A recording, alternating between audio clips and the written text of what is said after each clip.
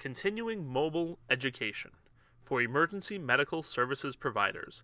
Episode 2, Did You Take Your Pills Today? Evaluating Medication Compliance. You will learn the epidemiology of medication noncompliance. You will identify obstacles to medication compliance, and you will learn practical strategies to assess medication compliance.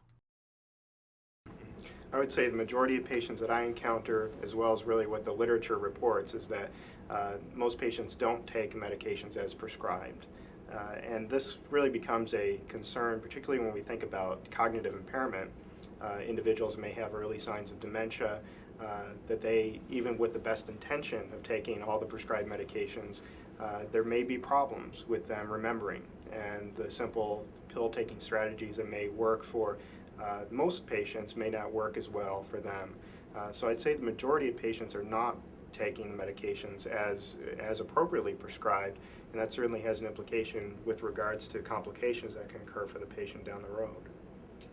I think it happens fairly often. I think people tend to look for the easy way out. So if they have something that they have to take 3 times a day, well, maybe they'll take all 3 at once. I don't think a lot of people really understand that some of this stuff needs to be spread out. I definitely think that people look for the easy way out on things. I think the biggest obstacles, first of all, is just the large number of medications. So this gets back to the point of polypharmacy. I think as the number of medications increase, really the difficulty in patients taking them, particularly if they're on complex regimens of multiple times a day, really becomes a challenge.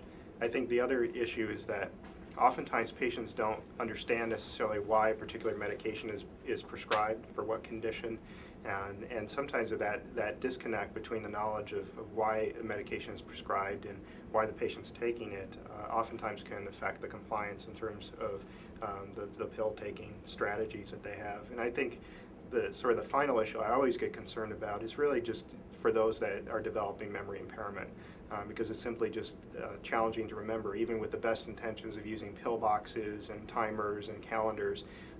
Those begin to gradually kind of fall apart as a strategy as a person's memory or their cognitive disorder can worsen over time. So that's certainly a concern. Obstacles to medication compliance include the large number of medications that become challenging to take correctly. Patients may not understand why a medication is needed, and they may suffer from memory or physical disability, which adversely affect medication compliance. I think there's a lot. I think that people get depressed. I think when they're depressed, they tend not to take their medications as they should. I see it often in significant others. When one passes, the other gets real depressed and doesn't want to take their meds. I think things are expensive. This is America, and it's in the age for the corporation and not the consumer, so we know that cost is definitely an issue why people don't take their medications. I think that some people have difficulty taking meds.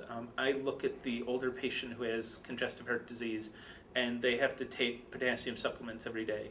And these pills are the size of my thumb.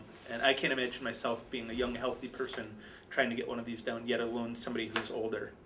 I think some of the frequency of things, I look at medications, say for Parkinson's, where people are taking their Cinnamate 3 to 4 to 5 times a day.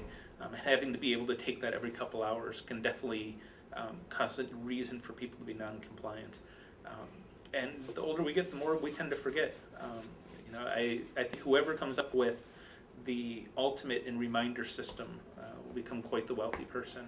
Other obstacles to compliance include psychiatric conditions such as depression. Patients may not be able to get their medications because of financial or logistical reasons. Physical difficulty in taking the medication and dosing frequency also contribute. When addressing medication compliance, it's a challenge since usually the pre-hospital provider has an advantage, because I think most patients don't like admitting to a doctor that they don't take their medications regularly all the time. They might be more apt to acknowledge to the pre-hospital care provider, oh yeah, well I kind of forgot to take that today, just don't tell my doctor because he'll be angry at me again.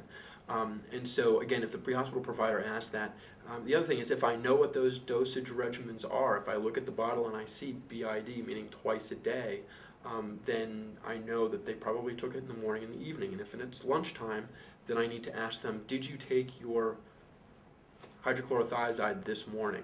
And that can help identify things for me as well. Obviously, the other one is looking at the number of pills that's in that bottle. If the fill date was a month ago, it's a 30-day supply, and the bottle's still full, then they're non-compliant with their medications.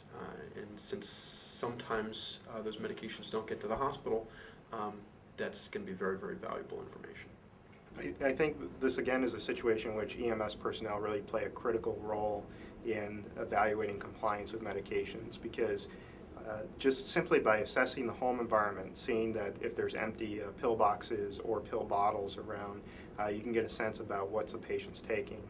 If you're evaluating a patient early in the week in their house and they have a completely empty pill box from the following week, that certainly argues very strongly that the patient is not taking the medications appropriately.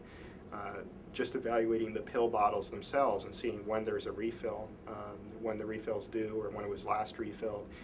Full pill bottles that have not been taken certainly are informative about the pill taking strategy the patient has used, as well as empty bottles that may be inappropriately empty far before the refill date is due, and that's particularly concerned about medications we're concerned about toxicity or even an overdose situation. So really just a quick assessment about how full or how empty pill bottles are, and whether or not there's a presence of a pill box, and does it correspond to the day of the week that the patient's being evaluated. And that's a very kind of quick assessment that can be made, but tremendously valuable to really pass on to the care team down the road.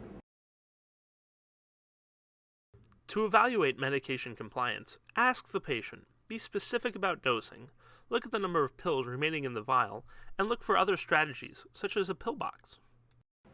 One can do a better job determining medication compliance by looking at how many pills have been used in that pill bottle since the last fill date, asking them when they've taken their last dose, and particularly for medications that are twice a day or 3 times a day dosing, ask them if they took it earlier this morning, and simply just asking the question. It's not sufficient, do you take your atenolol? It's, did you take your atenolol this morning, as an indicator of compliance.